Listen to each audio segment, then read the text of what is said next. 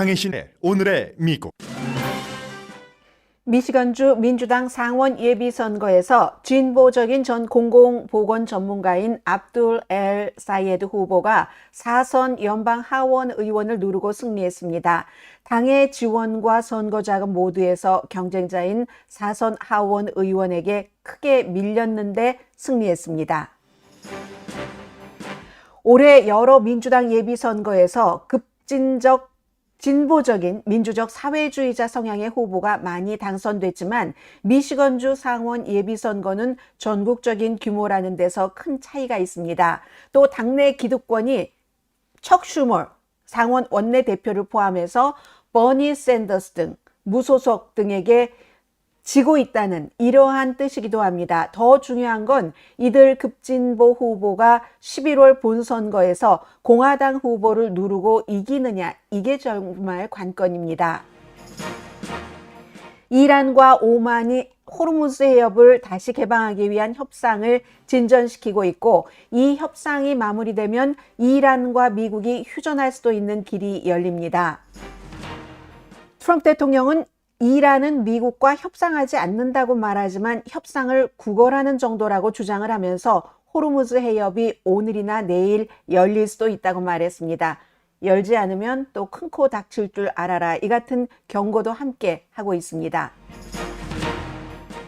주식 투자자들은 전쟁도 유가도 인공지능 거품에 대해서도 신경을 쓰지 않는 듯 보입니다. 주식시장 다시 사상 최고치까지 올라갔습니다. 반면에 스페이스X는 증시 상장 이후 실적 발표, 첫 번째 실적 발표에서 막대한 인공지능에 대한 지출, 이게 드러나면서 주가가 급락했습니다.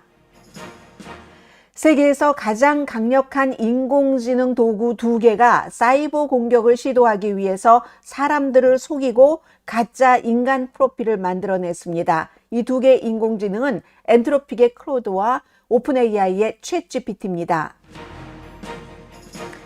트럼프 대통령이 영원한 일광 절약 시간, 현재의 시간대를 유지하는 법안을 다시 한번 지지한다고 재차 강조했습니다. 그러나 공화당 내부에서도 반대의 소리가 나오면서 상원에서의 통과 여부는 여전히 불투명합니다. 여러분 안녕하십니까? 오늘의 미국 강혜신입니다. 오늘은 먼저 미국의 선거 결과부터 말씀을 드리겠습니다.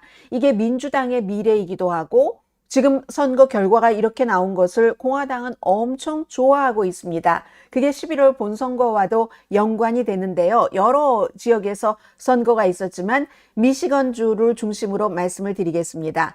자, 이게요, 선거가 어제 예비선거예요. 민주당의 상원 예비선거인데 선거가 있고 개표가 시작되자마자부터 오늘 아침 새벽도 아니에요. 아침까지도 누가 이기는지 모르겠다, 이 같은 헤드라인이었거든요. 아주 근소한 차이로 미국에서 정말 당선이 되고 본선거에서도 당선된다면 첫 번째 무슬림 연방 상원 의원이 될 수도 있는 전 웨인 카운티의 보건국장이었습니다. 닥터 압둘 엘 사이에드.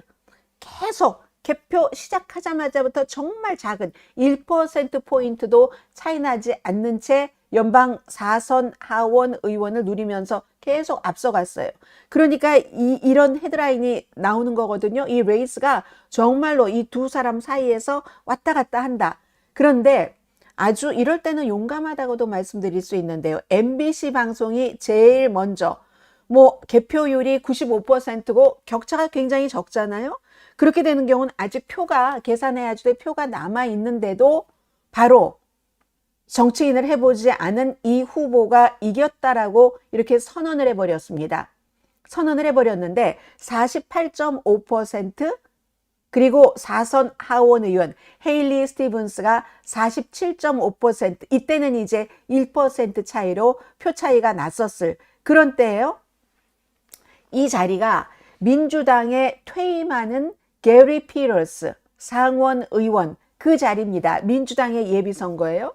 민주당의 주지사 척 슈머, 소수당의 민주당 상원 대표, 이런 모든 사람들은 4선 의원인 헤일리 스티븐스 하원 의원을 공식적으로 지지를 했었습니다. 여기에 친이스라엘계 돈이 엄청 들어갔어요. 저는 어제 한 3천만 달러 정도라고 말씀을 드렸는데 에이펙 친이스라엘 로비 단체죠. 적어도 3천만 달러랍니다. 이러한 막대한 지원에도 불구하고 저는 이제 더 이상 상대 후보의 얼굴은 보여드리지 않겠습니다. 혼돈되실 것 같아서요. 압둘 엘 사이에드 승리를 한 거거든요. 자, 이렇게 되면은 오늘 아침에는 모든 케이블 뉴스가 다 이제 이 당선자의 얘기를 실어주고 당선자 주변에 지지하는 사람들을 보여주고 합니다. 결국은 이 당선자의 성향을 이 사진을 키워서 보면은 버니 샌더스 후보가 있죠. 그리고 알렉산드리아 오카시오 코르테스 아주 대표적인 이 급진보 후보를 지지하는 사람들입니다. 물론 당선자는 본인이 사회적 민주주의자라고 얘기하지 않아요. 사회적 민주주의자라고 얘기하지 않지만 그 이슈를 보면 어느 사회적 민주주의자보다도 뭐 거의 비슷하게 가고 있어요. 모든 사람들에게 건강보험 줘야지 된다. 그리고 이스라엘에 대해서 미국이 왜 미국 세금을 이스라엘에 전쟁하는데 팔레스타인 사람들을 대량 살상을 하는데 주느냐. 이게 이 사람의 주장이거든요.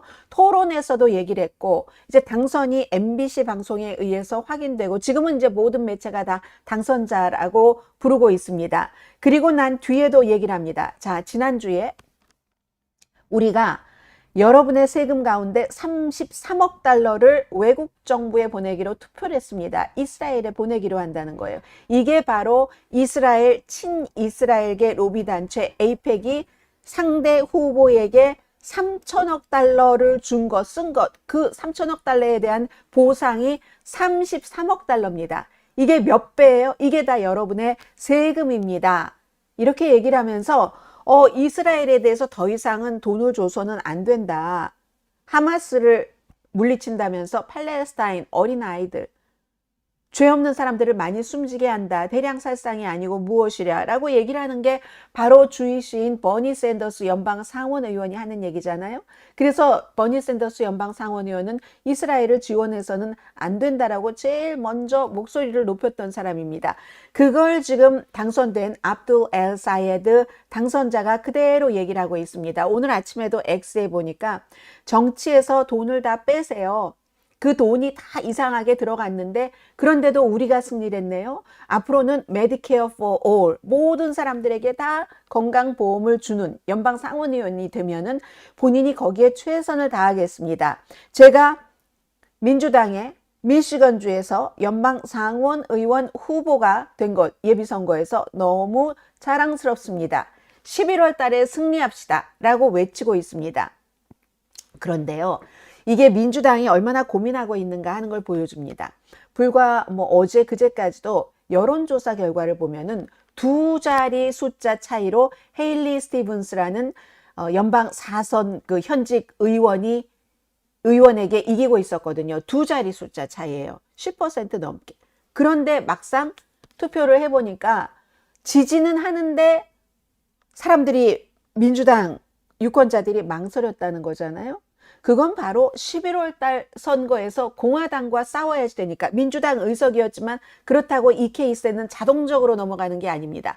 어떻게 보면은 헤일리 스티븐스라는 기존 특별하게 못하는 것이 없이 또 이스라엘을 엄청나게 지지를 하고 잠자다가 이스라엘 꿈을 꾼다고 얘기를 해요. 이 스티븐스 의원은. 그러면 이렇게 됐을 경우는 공화당의 도전자와 맞붙기 쉬웠을지도 모릅니다. 그런데 이렇게 굉장한 급진 좌파 당선자가 되고 나니까 이게 11월 선거에서 어떻게 될 것인가. 마이크 로저스 공화당 후보예요. 전 하원 의원입니다. 그리고 트럼프 대통령이 이 사람을 엄청나게 밀었었죠. 이 의석을 지켜야지만 되는 겁니다. 민주당 의석이었다고 자연스럽게 넘어오는 게 아니에요. 이렇게 급진 좌파 말하자면 후보가 당선됐기 때문에 공화당에서는 너무 좋아하죠. 상대하기 훨씬 쉬운 거죠. 별 무리 없는 연방 4선 하원 의원보다 정치 경험도 없죠. 게다 대고 닥터예요. 닥터 압둘 엘 사이에드가 메디케어 for all을 얘기를 하고 이스라엘을 도와줘서는 안 돼. 부자에 대해서는 세금을 많이 높여야지 돼 하면서 내가 민주적 사회주의자는 아니지만 그렇지만 나는 조람 맘다니에게 많이 배우고 있다. 이렇게 얘기하니까 뭐예요? 요즘에 트럼프 대통령이 얘기하는 사회주의자를 넘어서 공산주의자라고까지 공격을 할 수 있는 후보가 당선이 돼서 11월 달에 겨루게 됐으니까 공화당으로서는 엄청 좋아할 수밖에 없는 거죠. 그 점이 있고요. 지금까지는 보궐선거라든가 예비선거에서 민주당에서 뭐 많은 지역에서 뭐 뉴욕에서도 조람 맘다니가 지지를 했었던 뭐 하원 의원 후보 민주적 사회주의자들이 당선됐고 콜로라도 같은 지역에서도 그랬고 뭐 시애틀 등등. 그렇지만 뭐 캘리포니아주에서도 역시 그 진보적인 인물이 굉장히 큰 표를 받았잖아요. 시장 그 예비선거에서. 그런데 이러한 모든 것들이 지금까지는 뉴욕 시티, 로스앤젤레스 시티, 뭐 시애틀 시티 이랬는데 이건 연방상원의원이에요. 미시건주 전역을 대상으로 하는 그 점에서 이 선거는 굉장히 민주적 사회주의자라고 본인이 얘기를 하진 않지만 그런 성향을 가진 사람이 적어도 민주당에서 중도에서는 좌측으로 한참 가 있는 그런 인물이 당선이 됐네. 이거 이제 민주당으로서는 너무너무 중요한데 이게 전국적인 상원의원이 될 수도 있다는 거. 또 하나는 이 사람은 이집트계입니다. 무슬림이에요. 무슬림이 연방 하원 의원은 있지만 상원 의원은 없습니다.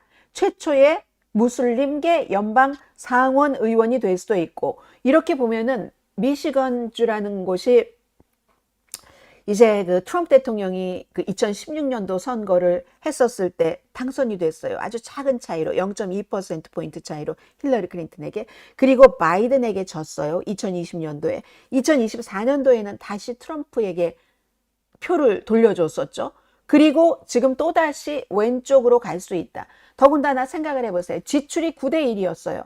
현직 하원 의원이 9배 많이 썼습니다. 6,500만 달러를 썼거든요. 그 가운데 3천억 달러 정도는 이스라엘의 로비단체 에이펙이 지원을 한 거고 나머지도 뭐 훨씬 많이 썼잖아요. 몇천억 달러를.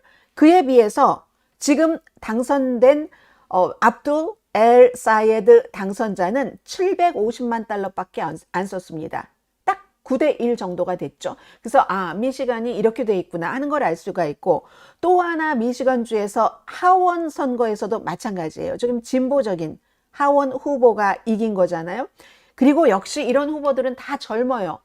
지금 상원 당선자도 41살밖에 되지 않았고 미시건주에서도 7지구 정말 첨예했었던 여기서도 좌파 오거나이저, 좌파라고 부르겠습니다. 윌리엄 로렌스 후보가 하원 예비선거에서 승리를 했어요. 이 사람은 선라이즈 무브먼트의 공동 창업자입니다. 선라이즈 무브먼트가 뭐예요? 선라이즈, 이름이 보여주는 것처럼 이렇게 기후변화 같은 것을 굉장히 우려를 하면서 재생에너지를 써야지 되고 기후 위기에 대응을 해야지 된다는 것을 굉장히 내세웁니다. 젊은 사람들이 그런 것에 민감하잖아요. 요즘은 전국적인 이슈가 됐습니다만 원래 청년들이 주도하는 그런 정치 조직입니다. 2017년도에 워싱턴 DC에서 만들어졌고요. 공동 창립자 윌리엄 로렌스 후보가 그 첨예한 7지구에서 민주당의 예비선거로 당선이 된 겁니다. 이 사람은요. 왜 당선이 됐느냐. 온건한 사람들 두 사람이 같은 당에서의 경선이지만 온건한 사람들 두 사람이 서로 사임하지 않아서 원래 당신들이 두 사람 중에서 한 사람이 사임하지 않으면 말하자면 후보 단일화를 하지 않으면 극좌가 될 것이야. 그렇게 되면 우리 민주당은 극좌라는 이유로 본선거에서 질 수도 있어 하는 경고가 많이 나왔는데도 두 사람이 다 후보 단일화를 하지 않았습니다. 전 우크라이나 미국 대사예요. 브리짓 블링크. 그리고 또 한 사람은 네이비실 출신이고 오바마 전 대통령의 군사 보좌관을 지낸 사람입니다. 메스담. 두 사람이 다 나가니까 어떻게 됐겠어요? 표가 갈렸죠. 같은 민주당에서. 그래서 윌리엄 로렌스가 이겨버리고 만 겁니다. 자, 이 사람도 마찬가지로 젊은이잖아요. 이스라엘 전쟁을 포함해서 어리석은 전쟁은 우리 좀 그만해야지 된다. 이스라엘 전쟁하는데 하마스와 전쟁을 하는데 왜 미국이 거기 돈을 대죠? 이란 전쟁도 싫어하는 거죠. 그래서 이번에 미시건주의 선거에서는 전국적인 그림으로 보자면 한 4가지 정도를 볼 수가 있습니다. 첫 번째, 민주당에서는 진보주의자들이 계속 표를 다지고 있는 거예요. 그럼 지금 뉴욕에서 시작해서 이렇게 콜로라도를 거쳐서 미시건주까지 왔어요. 이렇게 될 때는 뭐가 중요하느냐 하면 여기 사진을 보세요. 알렉산드리아 오카시오 코르테스 이런 사람들 나오잖아요. 왼편에서 2번째 옅은 브라운 바지 입고 있네요. 후보 바로 옆에 서 있죠. 계속 아니 무슨 알렉산드리아 오카시오 코르테스가 대통령 후보감이야? 라고 많이 생각을 하시겠지만 힘이 강해지는 거예요. 알렉산드리아 오카시오 코르테스, 버니 샌더스 이런 사람들이 밀어주는 후보가 기득권층이 미는 척 슈머 후보가 미는 사람들을 다 제치고 지금 이기고 있잖아요. 더군다나 버니 샌더스, 척 슈머 이런 사람들은 나이가 많습니다. 알렉산드리아 오카시오 코르테스 이제 떠오르는 그런 거잖아요. 해서 진보주의자들이 지금 당선되는 사람들뿐만이 아니라 기존의 정치인 가운데서도 진보주의자, 캘리포니아주에서는 뭐 로칸나 의원 같은 사람 이런 사람들에게 힘이 점점 실리는 겁니다. 본인들이 지지하는 후배 정치인들을 양성함으로 인해서. 그리고 이제 그게 첫 번째고 2번째는 말씀을 드려버렸네요. 버니 샌더스가 무소속이면서 민주당과 같이 투표를 합니다. 민주당 그래도 소수당이지만 47명 버니 샌더스까지를 다 이렇게 관리를 하고 있는 척 슈머 힘보다 버니 샌더스 힘이 더 큰 거죠. 그리고 세 번째는 돈이 전부가 아니다. 어디까지는 돈이 역할을 발휘를 해요. 항상 그럽니다. 이건 마이클 블룸버그 때부터도 그랬어요. 그 이전부터도 어디까지는 돈이 위력을 발휘하지만 돈이 전부가 아니다. 9분의 1을 쓰고 현역 연방 하원 의원이라는 타이틀, 인지도가 있는데도 그냥 한 카운티에 보건국장을 지낸 사람이에요. 이 당선자는 그런 사람이 이겼잖아요. 그리고 4번째는 공화당도 이 결과를 좋아한다. 그겁니다. 그럼 지금부터는 이 엘 사에드 후보가 무엇을 해야지 되는가? 일단 예비선거에서 당선됐어요. 당선되고 나서는 분열된 민주당을 통합을 해야죠. 나를 지지한 사람만 끌고 가겠어. 이건 안 되죠. 그렇게 멍청하지 않으리라고 생각을 하지만 그리고 무소속 유권자들도 설득을 해야지 되죠. 공화당으로 가지 말고 저 너무 두려워하지 마세요. 저는 뭐 민주적 사회주의자도 아니에요. 이런 식으로 하고 또 하나 더 좋은 게 있다면 공화당까지 끌어들이는 거죠. 트럼프 대통령이 지지를 한 그 공화당의 후보 다 트럼프 대통령의 무슨 뭐 아바타입니다. 마이클 로저스 전 하원 의원 이렇게 하면서 새롭게 저를 밀어주세요 하고 공화당까지 끌어들여야지 되는 과제가 있는 거고요. 여기서도 제일 큰 힘을 발휘하는 한 축이 있습니다. 결국은 유권자들이에요. 민주당 내부의 분열 치유도 유권자들이 얼마나 받아들이느냐. 그리고 그거는 민주당 내에서는 뭐라고 할까요? 민주당 유권자들이 이념 그리고 당선 가능성 이 사이를 잘 저울질을 해야지 되는데 이념이라는 것은 지금까지의 민주당이 뭔가가 잘못된 것 같아. 공화당도 싫지만 민주당 더 싫어하는 사람들 많잖아요. 그렇게 되니까 그 이념. 그런데 이번에 보세요. 선거 직전까지는 2자리 숫자로 이겼는데 결국은 투표를 하고 보니까 그 연방 4선 하원 의원에게 뭐 1%포인트 미만일 것 같아요. 그 정도잖아요. 고민을 하는 겁니다. 민주당 내부에서는 유권자들의 그런 거. 무소속이나 공화당도 마찬가지예요. 내가 누구를 받아들일 것인가? 트럼프가 지지하는 트럼프, 이거 완전히 트럼프 대통령 여기에 또 들어가요. 그런 사람을 받아들일 건가? 아니면 트럼프가 아닌 사람을 받아들일 것인가? 원래 투표를 이렇게 하면 안 되지만 이슈를 보고 해야지 되지만 올해 중간선거 투표까지는 어쩔 수 없이 그런 방향으로 갈 것 같습니다. 자, 이게 지금 민주당의 미시간주의 예비선거 결과로 본 민주당과 공화당 중간선거의 미래였습니다.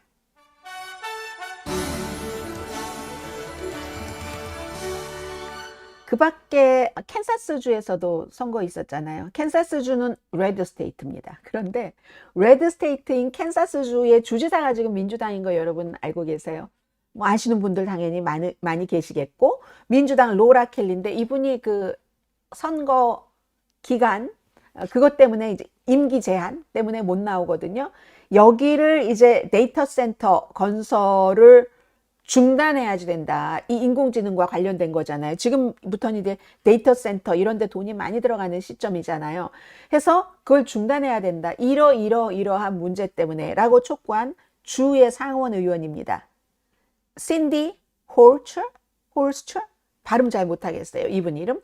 이분이 계속 이제 그 파란색으로 유지를 할 것인가. 이제 이분이 당선이 됐다는 게 중요한 거고요. 그리고 또 그 캔사스주에서는 미국에서 가장 큰 연합감리교회 목사 아담 해밀턴 목사가 민주당의 상원 의원 후보로 당선됐는데, 말씀드린 것처럼 켄터키가 워낙에 레드이기 때문에 지난 100년 동안 민주당을 그 상원 의원으로 당선시킨 적이 없어요. 거의 100년 동안. 그러니까 뭐 어떨지 모르겠어요. 그리고 미주리주에서는 이것도 중요하죠. 미주리주에서 친이스라엘인 민주당의 웨슬리 벨 현 의원이 코리 부시 전 하원 의원의 도전을 막았습니다. 코리 부시 전 하원 의원이야말로 민주적 사회주의자를 자처를 했었고 이스라엘 엄청 비난했었고, 그런저런 결과로 지난번 선거에서 떨어졌어요. 이번에 다시 도전을 했는데 그냥 지켰어요. 친이스라엘 그 성향의 웨슬리 벨 현 의원이 이스라엘을 비난한 코리 부커 전 의원을 이기고 그 자리를 지켰다 하는 거고요. 자, 이런 정도로만 말씀을 드리면 될 것 같습니다.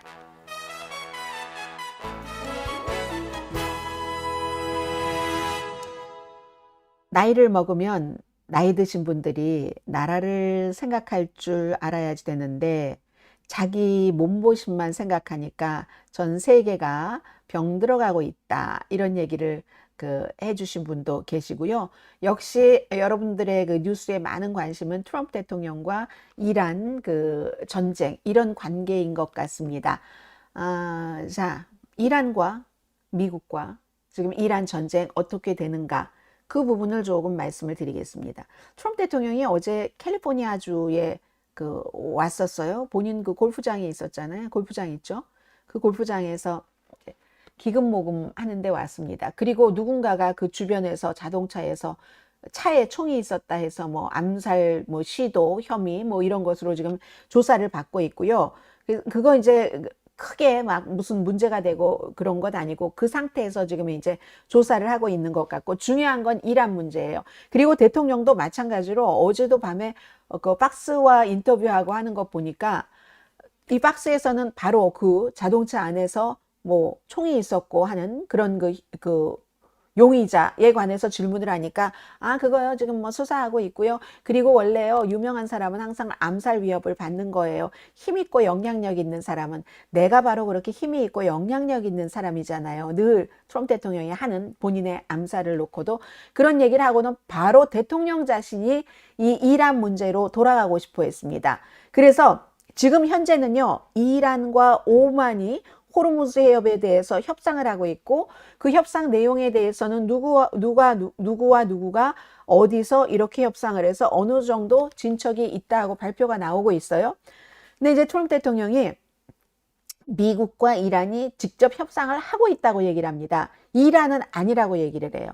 우리는 미국 같은 나라와는 트럼프 대통령과는 협상을 할 가치를 못 느낀다. 이렇게 얘기를 하고 있고 누구 말이 맞는지 모르겠습니다. 그러나 간접 협상은 당연히 하겠죠. 어떤 식으로도. 왜냐하면 트럼프 대통령은 이란이 너무나 협상을 구걸한다. 배그한다. 이렇게 얘기를 하지만 지금 그 반대로 보이는 것 같거든요. 그래서 어떤 식으로든 뭐 카타르를 통하든 오만을 통하든 파키스탄을 통하든 이집트, 터키를 통하든 뭔가가 왔다 갔다 하기는 할 거예요. 트럼프 대통령은 계속 사우디아라비아, 유나이티드 아랍에미리트, 무슨 카타르, 이란의 요청으로 지금 미국과 이란 간의 협상이 진행 중이다. 여기에 호르무즈 해협 재개방이 들어간다. 이렇게 얘기를 했어요, 어제도. 그러면서 이란이 트럼프 대통령에게 전화를 했대요. 트럼프 대통령의 얘기예요. 이란이 전화를 해서 우리 좀 대화를 하자. 대화하기를 원한다 하면서 대통령이 웃기는 건 뻔한 그 띵은 그러면서도 대화를 나하게 이렇게 하자고 하면서도 그렇다고 말하지 않는단 말이야. 언제나 우리가 대화를 안 한다고 얘기를 해. 이란은 대화를 이렇게 하고 있는데 트럼프 대통령이 하는 얘기예요. 언제나 이란이 나에게 전화를 했었어. 이란이 나와 대화를 하고 싶어 해. 그래서 우리는 그 have 대화를 해 왔었어. 그 결과 이란이 거래하기를 원하고 공격받는 걸 타격받는 것을 원치 않기 때문에 왜냐하면 내가 말한 것처럼 제2차 세계대전 이후에 가장 큰 타격이 될 것이기 때문에 그래서 지금 이렇게 해본 결과 오늘이나 내일 호르무즈 해협이 열릴 수 있다. 그러면서도 최종적인 결정은 이란에 달려 있어 또 이렇게 얘기를 하고 있거든요. 만약에 이란이 오늘이나 내일 호르무즈 해협을 여는 것에 이게 또 일이 그렇게 되지 않으면 엄청나게 타격을 받을 거야. 지켜보죠, 뭐. 합의하지 않으면 정말 안타까운 일이 될 거야. 트럼프 대통령이 이제 이렇게 얘기를 했습니다. 자, 그래서 뭐가 어떻게 됐는지는 사실 알 수가 없어요. 그렇지만 그냥 제가 보기에는 여러 가지 매체를 쭉 종합을 하면 미국과 이란이 직접 협상은 없어요, 지금. 없지만 간접 협상은 있을 가능성이 있어요. 저는 그 간접 협상이 이란과 오만 사이에서 있는 호르무즈 해협 이 협상이 아닌가라고 보여지거든요. 그래서 어제 어떤 매체였었죠? 지적을 한 것처럼 이란과 오만이 호르무즈 해협에 대해서 협상을 하는데 그 협상 결과가 나오면 그 결과를 트럼프 대통령이 억셉트를 해야지 된다. 억셉트를 하든지 아니면 확전이든지 두 가지 길밖에 지금 없다고 전문가들은 보고 있잖아요.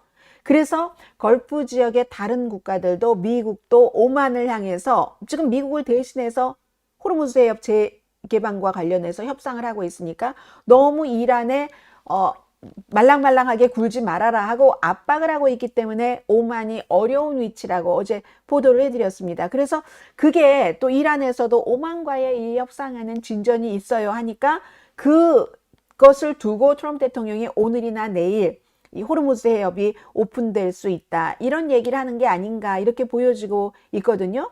그래서 만약에 지금까지 나온 것은 이란과 오만이 호르무즈 해협 협상을 하고 있는데 협상이 완성이 되고 또 트럼프 대통령도 이걸 오케이를 해야지 되겠죠. 그렇게 되면은 호르무즈 해협을 통해서 아라비아 해를 통해야지 이제 다른 여러 곳으로 가는데 아라비아 해로 통하는 모든 그 교통이 말하자면 그 바닷길이 이란과 협력을 해야지 되고 오만 해역을 통과하는 남쪽 항로도 이용할 수 있게 지금은 이란이 이란 북쪽 항로만 안전하다고 하고 기뢰 같은 것도 이쪽에 안전하지 않은 곳에 많이 심어놨으니까 그렇게 한다는 거고 그리고 아마 트럼프 대통령은 이게 완성이 되면 통행료 없어요 하는 것을 굉장히 강조를 하게 될 겁니다.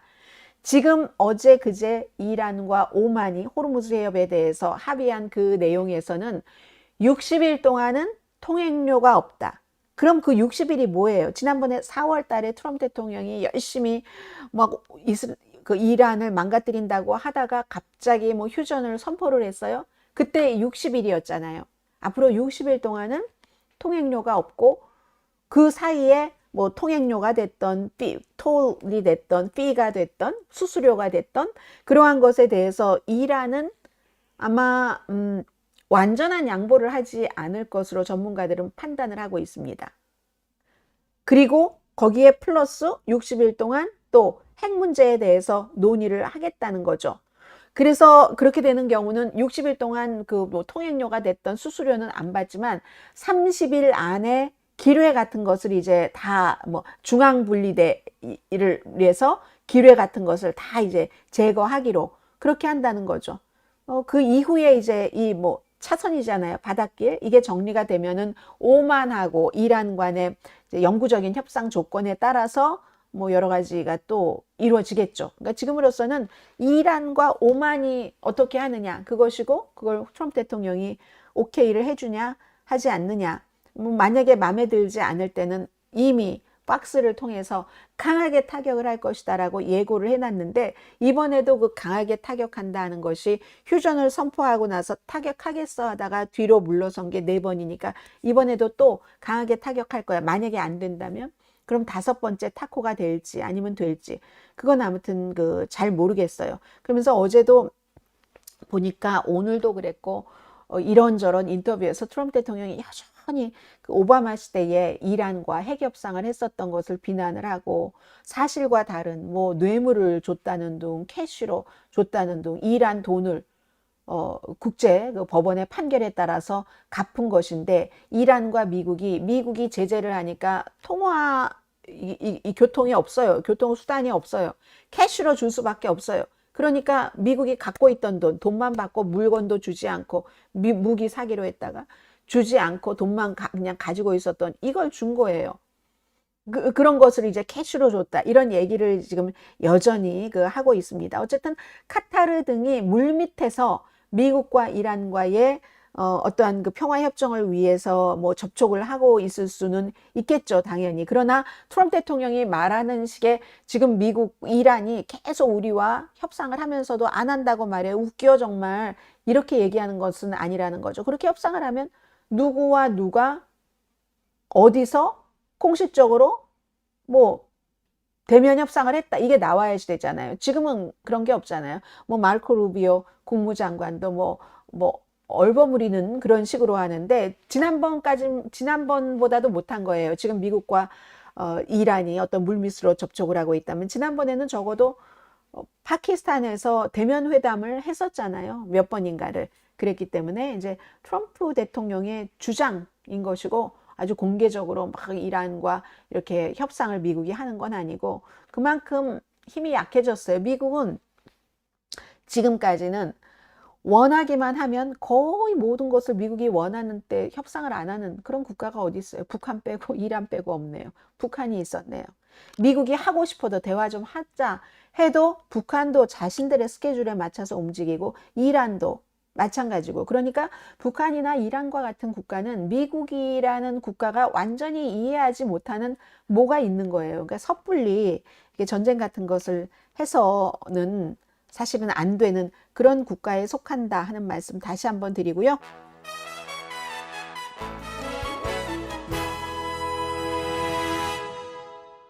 네, 열심히 지금 홍보를 하고 계시는데 베네수엘라가 지진이 나서 국민들이 지금 재건도 못하고 다 죽는데 미국이 베네수엘라 대통령 미국으로 체포를 해서 데리고 오고 베네수엘라 오일 판돈을 미국이 관리를 하고 하면서 돈도 제대로 주지 않는다. 지금 그 얘기를 해주시는데 아마 오늘의 미국을 듣고 계신 분들이라면 방송을 통해서 충분히 알고 계시는 그런 일들이고요. 대화란 혼자 하는 게 아니라 같이 하는 건데 혼자 하는 건 대화가 아니야. 트럼프 대통령에게 그런 얘기를 해주신 분도 계십니다. 자, 주식시장을 조금 말씀을 드리겠어요. 주식시장이 투자자들이 여전히 믿는 것을 멈추지 않는다. 어제 S&P 500도 또 기록적이었잖아요.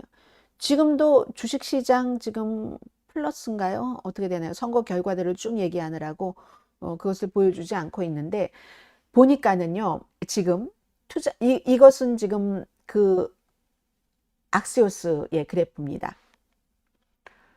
S&P 500 기록을 세웠고 이 기록을 세운 것은 사실은 스캇 베센트 재무장관이 호르무즈 해협이 개방될 것 같아요. 곧 이 말을 했기 때문에 더 올라간 그런 면도 없지 않아 있어요. 그런데 이렇게 이란 전쟁이든 아니면 또 이란 전쟁과 연관된 유가가 됐건 뭐 이자율 문제도 있고 인공지능에 대한 뭐 지나친 투자, 우려, 거품 이런 것 있잖아요.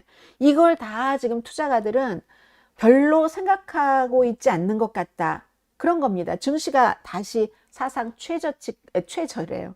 최고까지 올라갔으니까 S&P 500가 어제는 이제 1.8%가 올라서 7,736.52에 마감해서 역대 최고 종가였어요. 특히 인공지능 소프트웨어 최근에 많이 내려갔었잖아요. 그 팔란티어는 또 트럼프 대통령 가족들과도 무관하다고 볼 수 없고 이 팔란티아가 이제 매출이 좋았어요. 매출이 좋아서 어제 29.5%나 올랐어요. 하긴 그래도 지금 160달러대인 것 같은데 이 팔란티아도 얼마 전에 220달러까지 올라갔었던 적도 있어요. 어쨌든 어제 29.5% 폭등이죠. 이 정도면은 이렇게 그 팔란티아가 오르면서 뭐 반도체라든가 데이터 센터 관련 주식까지 쫙 이제 끌고 올라갔죠. 그리고 나서 이제 그 산업재, 뭐 인더스트리얼 스탁 같은 것, 금융, 에너지 좀 변동이 좀 심하잖아요. 그래서 이제 순환주라고들 얘기를 하고 있는데 그런 그 순환주까지 어제 많이 오르고 해서 인공지능 투자 붐이 기술주를 넘어서 이제 전반으로 경제 전반으로 쫙 이제 나오고 있다는 거죠. 그러니까 또 이것도 또 걱정하는 사람들이 있기는 있어요. 있기는 있는데 기본적으로는 투자가들의 신뢰가 흔들리지 않기 때문에 미국 지금 그 경제를 이끄는 흐름이 미국이 얼마 전까지는 인공지능에 대해서 뭐 예를 들어 뭐 클라우딩 뭐 이런 것으로 돈을 버는 회사들이 많이 있었고 지금은 데이터 센터 짓고 하는데 돈 엄청 많이 들어가니까 설비, 투자 여기에 완전히 돈을 집어넣고 있잖아요. 집어넣고 있는 이 상황에서 전문가들은 일부 투자가들은 이거 S&P 500가 뭐 6월달, 7월달 좀 오르지 않고 부진했었잖아요. 그러니까 이거 시장이 꺼진 거 아닌가? 이렇게 우려를 했었죠. 6월 초에 급등하던 그 반도체 주식이 아주 급격한 조정 겪었습니다. 그리고 그 약세가 빅테크에도 번져서 뭐 매그니피센트, 그 세븐 기업으로 불리는 이런 곳까지도 다 영향을 미쳤는데 그러다가 최근에 한 나흘 사이에 증권시장이 약 6%가 올라갔고 그리고 이제 마이크로소프트라든가 아마존이라든가 분기 실적을 발표를 하고 나서 굉장히 빅테크가 이제 다시 큰 폭으로 올랐죠. 해서 S&P 500가 어제 1.8%포인트가 올랐다는 그런 얘기인데요. 이 팔란티어 테크놀로지스는 그 한국 분들도 개인 투자가들이 굉장히 좋아하는 그런 거잖아요. 근데 이제 이 팔란티어가 인공지능 서비스로 흑자를 낼 수 있다 하는 걸 이제 보여줬죠.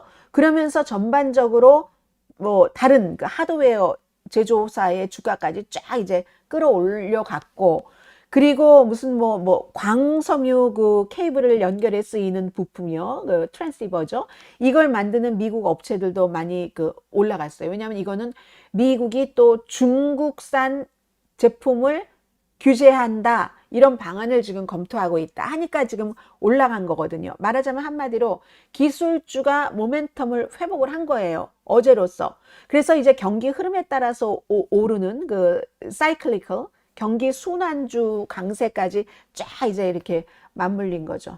어제 에너지주 벤치마켓 올해의 에너지주가 한 30% 정도는 올랐고요. 이거는 뭐 이란 전쟁으로 유가가 올라서 오른 그런 면들도 충분히 많고 뭐 설비 투자 아무튼 그랬어요. 그래서 S&P에서 이 산업재 이 지수들이 올해 초에 비교할 때 한 20% 정도는 지금 올랐습니다. 그렇게 따지면은 2019년 이후에 지금 2026년인데 한 해 기준으로는 지금 8월까지밖에 안 왔지만 최고의 한 해가 될 수도 있다. 이렇게 보고 있는 겁니다. 여러 경제 지표를 지금 보면은 뭔가 이제 캐피털 굿즈 오더라고 하잖아요. 이 자본주의 주분도 늘어나고 제조 활동도 조금 괜찮고 대기업들이 은행 대출 수요 이런 것들도 조금 많아지고 하니까 기업 이익은 좀 사실 기업의 이익은 터무니없이 높은 수준인 것 같아요. 지금 미국도 뭐 테크놀로지를 중심으로 해서 테크놀로지를 중심으로 해서 돈을 버는 건 아니지만 어쨌든 그렇고 기술적으로 말하면 어쨌든 터무니없이 그 기업의 이익이 높은 건 사실입니다. 여기서 이제 조심을 해야 될 부분은 월스트리트의 애널리스트들은 인공지능 붐의 확산이라고 이렇게 부르는데 뭐 어떻게 보면은 인공지능이 뭐 거기에 괜찮아서 다른 데까지도 좋은 영향을 주는구나 하는데 그런데 사실은 반대로 생각을 할 수도 있다는 거예요. 인공지능이 이렇게 확산해서 다른 여러 분야까지 넓혀주네 할 수도 있지만 인공지능 하나가 너무 모든 것을 다 주도하고 가네? 우리가 주식의 ABC에서 뭐 달걀을 한 바구니에 담지 말아라는 그것과 똑같은, 아니 뭐 인공지능 하나만으로도 위험성도 있고 가능성도 있는데 그게 산업의 전반에 걸쳐서 다 이렇게 한다는 말이야. 너무 집중되는 것 아니야? 그런 걱정들, 다시 말해서 미국의 경제의 많은 부분들이 이 거대한 열차예요. 고속 열차예요. 인공지능이라는 게.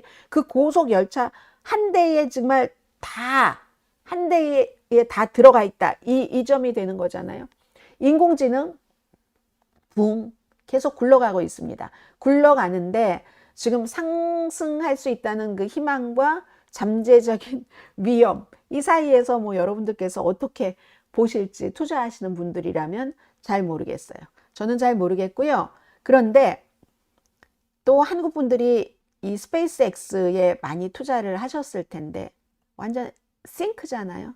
가라앉았잖아요. 우리가 가라앉는다라는 표현에 가장 또렷한 것은 타이타닉이 싱크했다고 표현을 하잖아요. 지금 스페이스X가 싱크라고 표현하는데 얼마나 되는가 한번 볼까요? 스페이스X의 주식값이 현재 이렇게 많이 내려갔어요. 오늘 7.13%가 또 내려가서 어제도 많이 내려갔는데, 그래서 116달러 40센트. 지금 조금 올라가서 116달러 50센트. 그러면 처음에 6월 달이었었잖아요. 주식 상장할 때 135달러로 본인들이 그 가격을 제시를 했어요. 220달러까지 올라간 적도 있어요. 지금 116달러. 그럼 첫날은 보통 높은 편이잖아요. 170달러까지 올라갔다가 그 다음에 며칠 사이에 220까지 내려갔다가 지금 116달러까지 내려간 겁니다. 그러면 이게 왜 그러는가? 실적 내용이 이 스페이스X가 분기 매출이 1년 전보다 거의 2배가 늘어났습니다. 매출이요. 78억 달러예요. 그런데 매출이 2배 늘어났는데 지출은 1년 전보다 6배 이상 늘어난 183억 달러입니다. 그리고 이 지출의 대부분이 인공지능 관련 지출이었습니다. 수없이 말씀드렸어요. 스페이스X는 우주 로켓, 스타링크, 인터넷 위성을 만들고 소셜미디어 플랫폼 그 X도 소유한 회사예요. 6월 달에 미국 증시에 상장을 했어요. 그런데 오늘 아침에도 이렇게 뭐 몇 퍼센트 지금 떨어지고 있잖아요. 주식값이 지금 7%. 제가 방송 시작하기 전에는 9% 내려갔었거든요. 조금 회복이 된 편이에요. 이런 것을 보면은, 그리고 스페이스X가 그러한 회사인데 인공지능 쪽으로 계속 가고 있다는 것을 우리 모두가 압니다. 그래서 처음에 이 주식에 상장할 때 사람들이 이거 매출 순이익을 봐야지 돼. 이 얘기를 전문가들은 많이 했었어요. 2분기 손실이 1억 4,300만 달러, 상반기 1분기, 2분기 전체적인 손실은 20억 달러였거든요. 유일하게 지금 스페이스X 수익을 내는 사업부가 스타링크예요. 스타링크는 2분기에 16억 달러 매출이었고요. 그리고 일론 머스크는 이 스타링크가 앞으로 몇 년 동안 기하급수적으로 성장할 것으로 기대한다고 얘기를 합니다.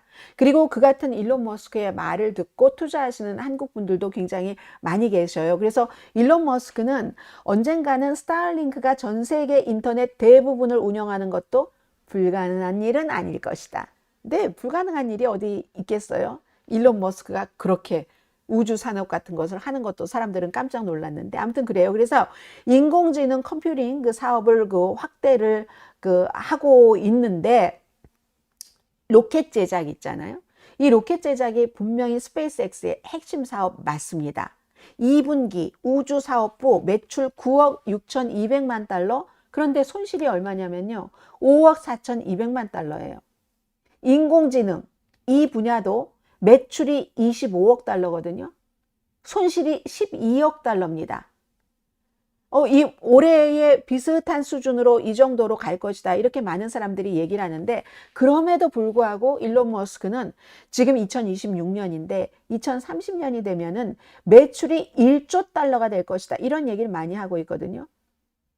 그게 6주일 전에 예상했었던 것보다 이 매출이 1조 달러가 되는 게 1년이 6주일 전에 예상했던 것보다 더 앞당겨진 거다. 이렇게 얘기를 합니다. 그런데 일론 머스크 말도 이제는 다 믿지는 않는 것 같아요. 사람들이 이런 얘기를 해도 낙관적인 전망 같은 거. 그래도 어제 마감 후에 거래에서도 뭐 낮에 조금 상승했던 거 다 까먹었잖아요. 그렇기 때문에 결국은 일론 머스크도 인공지능에 완전히 뭐 전면적인 베팅을 하는 것이나 마찬가지인데 지금 세상이 그렇게 흘러가고 있으니까 그래서 어떻게 보면 회사가 곧 그 우주 산업이 딸려 있는 우주 산업이 오히려 스페이스X가 우주 산업이 아니라 시작은 그랬지만 우주 산업이 거기에 딸려 있는 거고 인공지능 인프라 기업처럼 보일 수 있다.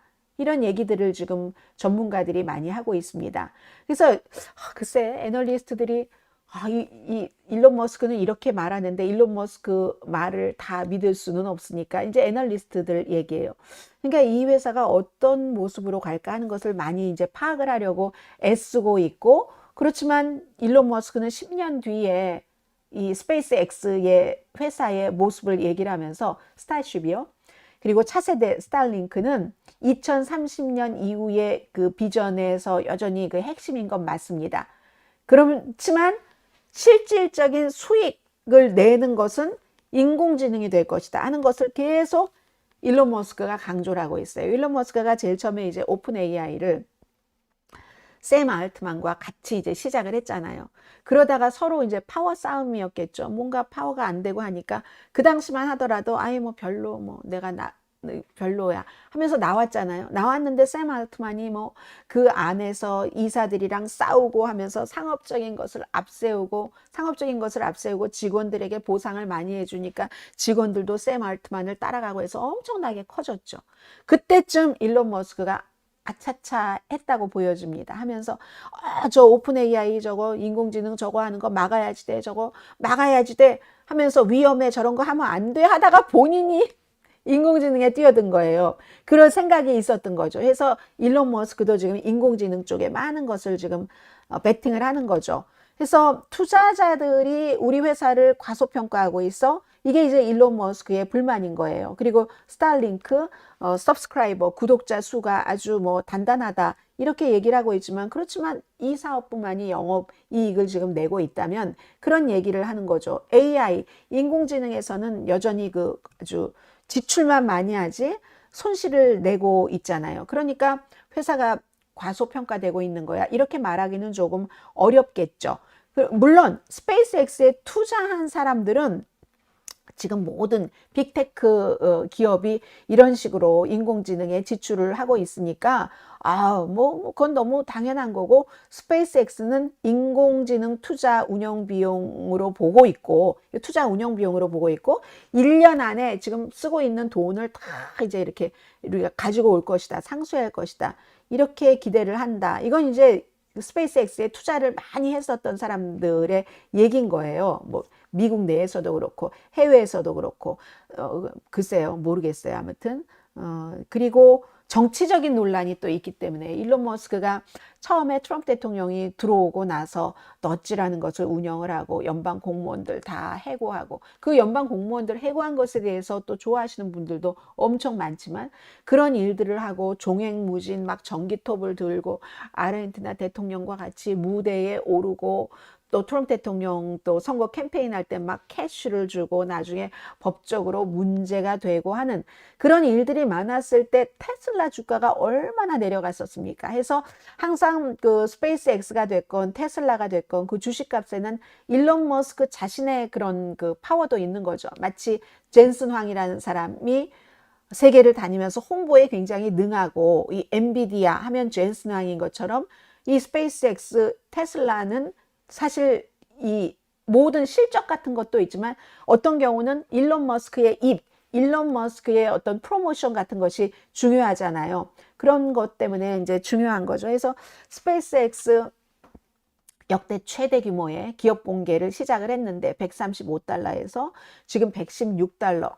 뭐 6월 달이었으니까 시간이 얼마 흐르지도 않았잖아요. 해서 뭐 조만장자였었잖아요. 뭐 마이크로소프트라든가 아마존 같은 거대 기업의 시장 가치보다도 잠시 넘어섰던 적도 있지만, 그런데 지금 이제 일론 머스크의 스페이스X 같은 데가 지금 중요한 것은 그 열기를 계속 붙잡아 두지 못하는 거죠. 투자자들의 열기를 붙잡아 주지 못하고 그렇다는 얘기입니다. 아무튼 지금 176달러가 최고치였어요. 저는 220달러까지 간 적이 있었다고 생각이 되는데 그건 여러분들께서 알아서 확인하시기 바랍니다. 저도 방송 끝나면 확인을 하겠지만요. 이게 이제 한국 분들도 많이 관심이 있는 스페이스 X에 관한 문제였고요.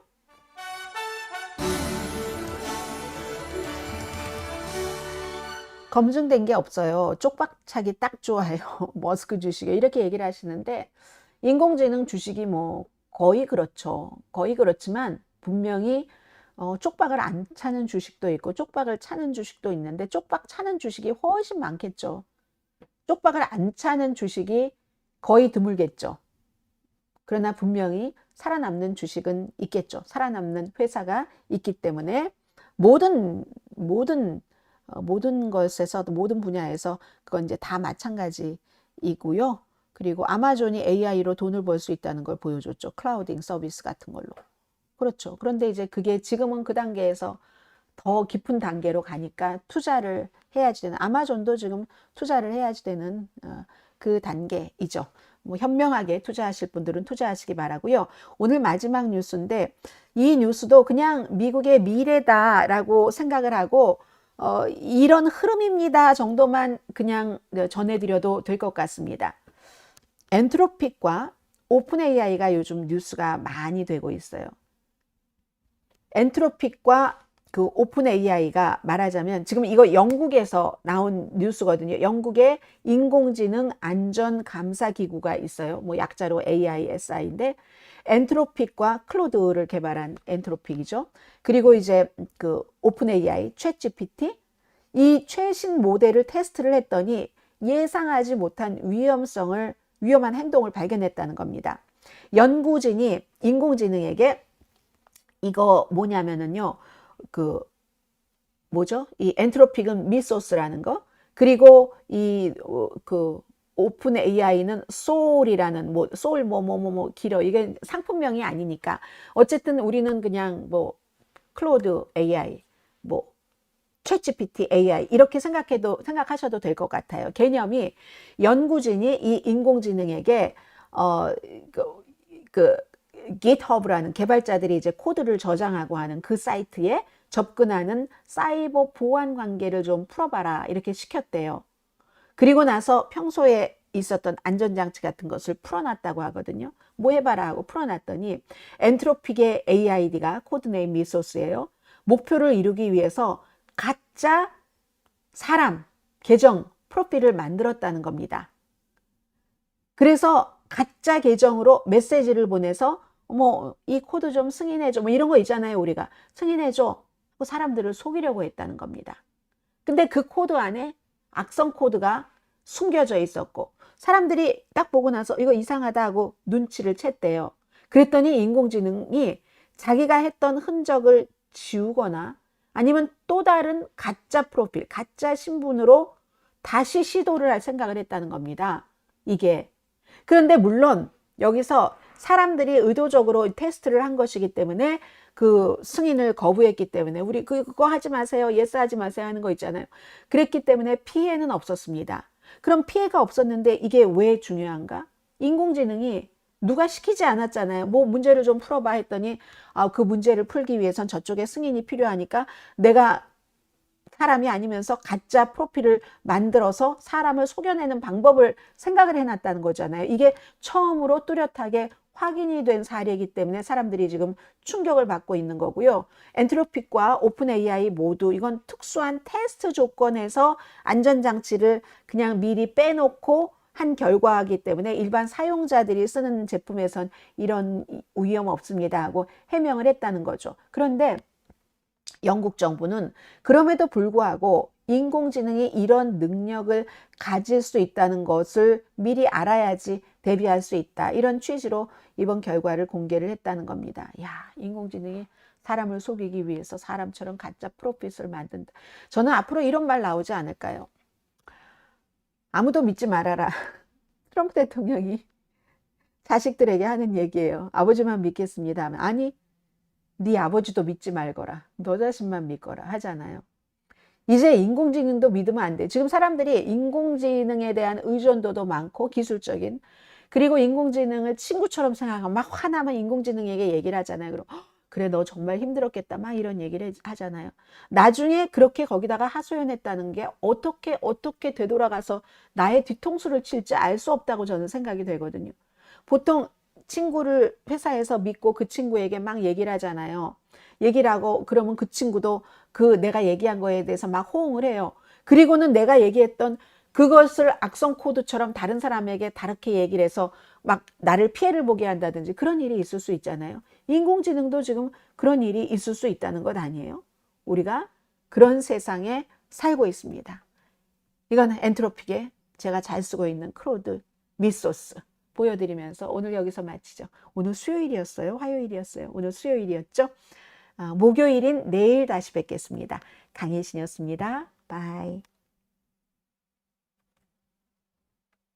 아무도 믿지 말고 아무에게도